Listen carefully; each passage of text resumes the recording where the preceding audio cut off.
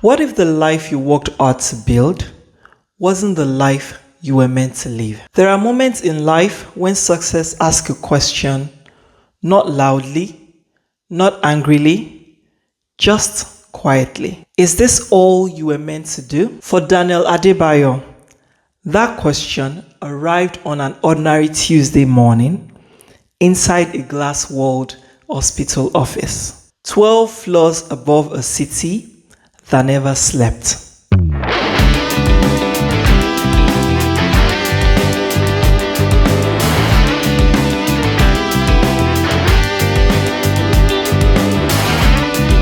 Hi everyone, I'm Remilekun Idowu and welcome back to this space. A channel where we tell real stories with real lessons about purpose, faith, courage, and the quiet choices that shape our lives. To my returning family, thank you for always showing up. You're the reason this community keeps growing. And I truly don't take you for granted. And if this is your first time here, welcome. You're in the right place. Before we go any further, please like this video, subscribe to the channel, share with someone, and drop a comment. It may seem small, but it helps the story reach someone who needs it more than we know. Also, if you enjoy stories like this, stories that make you pause and reflect, you'll find a playlist of previous stories right at the top of your screen. Make sure you check them out after this video. Now, let me tell you a story. A story about success, sacrifice, and what happens when someone chooses purpose over comfort.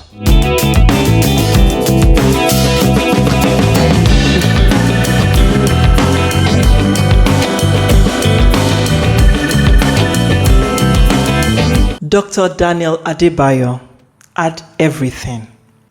A respected physician working with one of the best hospitals in the country. A steady six-figure income, a modern apartment with an uninterrupted power supply, a car that responded instantly to his touch, a calendar booked weeks in advance. Patients waited hours to see him. Some flew in from other countries. When he walked through the hospital corridors, nurses straightened up. Junior doctors took notes. Administrators smiled carefully. It was simply amazing at what he does, and he knew it. He had arrived. But somewhere between the polished floors and the beeping machines, something inside him had gone quiet. He was no longer feeling fulfilled. It felt like something was missing. That Tuesday, his first patient was a young woman, mid-30s, well-dressed, anxious. "Doctor," she said, "I've been feeling tired for weeks." Daniel listened. He examined. He prescribed tests. What does this mean? The visit took 12 minutes. The bill equivalent to what a rural family would earn in 2 months. As she left, Daniel stared at the door longer than usual. Not because she was sick, but because of what he remembered and what inspired him to become a doctor in the first place. Daniel remembered his foundation. He grew up in a village most map forgot, where there were no hospitals, no pharmacy, no paved roads. When people fell ill, all they did was pray first. Then, they waited for a miracle. Some even had to drink different concoctions in desperation to feel better. His mother used to say, "We will survive by grace." When Daniel was 14, he remembered his younger sister, Sarah, who had developed a fever. At first, they thought it was malaria. Then the fever refused to break. There was no doctor nearby. The nearest clinic was 4 hours away, on a good day. Eventually, when his parents realized that Sarah's condition was becoming worse, they borrowed money to take her to the hospital. They found a motorcycle to take them to the car park where they could get a car for a long drive to the clinic, which was 4 hours away. Then they prayed, but they arrived too late. Sarah died that night. Daniel never forgot the silence that followed.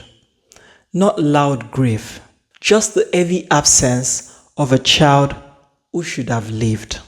That was the night he decided to become a doctor so that he could change his village and the environment. Years later, Daniel stood in his hospital office, tired losing, staring at the city below. He had kept his promise. He became a doctor. But somewhere along the way, the why had been replaced by comfort and class. That he totally forgot about his dreams and mission to serve the underprivileged community. One day, he attended a medical conference at a luxurious hotel. Soft music, buffet table, and polite laughter. At the conference, a guest speaker took the stage. She was an older lady in simple clothing with no slides. She spoke about their duty as doctors. She mentioned treating patients in flood-prone regions, about delivering babies under torchlights, about choosing impact over income.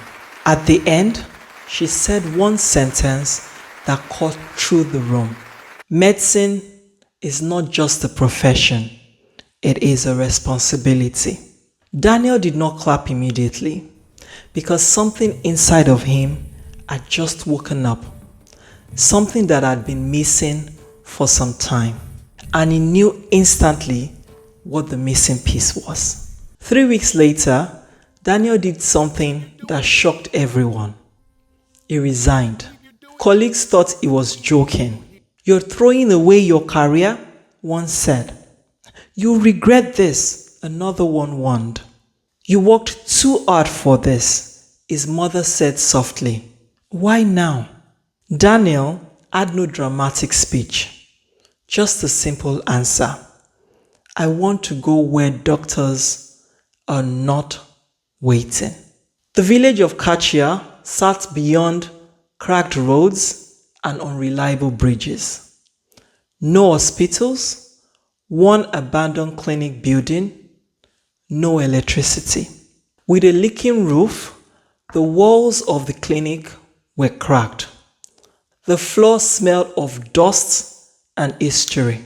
People watched silently as Daniel arrived with his bags filled with some medical supplies and a stethoscope. Even though they were glad to see him, they were not sure how long this would last because they have seen people come before and they had also seen them leave. The people helped him clean as much as they could to get him started. And the first patient arrived. It was an elderly man who was barefoot, trembling and coughing blood. Daniel examined him by sunlight through a broken window. He knew instantly that it was tuberculosis, which was treatable. But he discovered after speaking to the man that he had been untreated for years. Daniel swallowed hard. The man looked at him and asked, "Doctor, how much?" Daniel paused, then said the words that would change everything. "For now, pay nothing, and let us concentrate on making sure you feel better." The man was so touched that he cried. Word spread quickly, too quickly. By the end of the first week, the clinic overflowed with patients. Children with infected wounds, mothers with complications from childbirth, fathers who had walked through pains until their bodies collapsed. Daniel slept very little, sometimes not at all. He ran out of supplies, then ran out of money. There were nights he questioned himself. Cold nights, lonely nights, nights when he wondered if he had been foolish. Once, he fell ill himself. Malaria, weak and shivering. There was no doctor to treat the doctor. As he lay on the tin mattress, fever rising, he whispered, "God, did I make a mistake?" Within a few weeks, he felt better. One evening, a woman arrived screaming. A child barely 5 was unconscious. Severe dehydration and infection. Daniel worked frantically. No IVF fluids left, no oxygen, just hands, knowledge, prayer. A few hours passed and the child's breathing slowed. The mother collapsed to the floor crying. Daniel closed his eyes. Memory of Sarah, his late sister, flooded back. He refused to let history repeat itself. He improvised and fought by using a few other options that came to mind to keep the child stable. At dawn, the child opened his eyes. A weak smell filled the room. The mother screamed, not in fear, but in joy. Outside, villagers gathered. Some whispered, "This doctor never gives up." When the child was stable enough for a long journey, he got the child transferred to a bigger hospital for more advanced treatment. Not long after, news of Daniel's great work spread. A volunteer group visited a few months later. They had heard stories.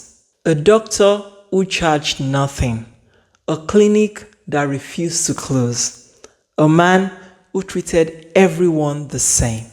They did not only visit, but they also brought supplies. Then came a huge funding, and then they sent more help. Within a few months, the clinic grew with a lot of renovations. Solar panel replaced darkness, training programs that empowered the locals, young students began dreaming to study medicine, and more sponsorships started rolling in.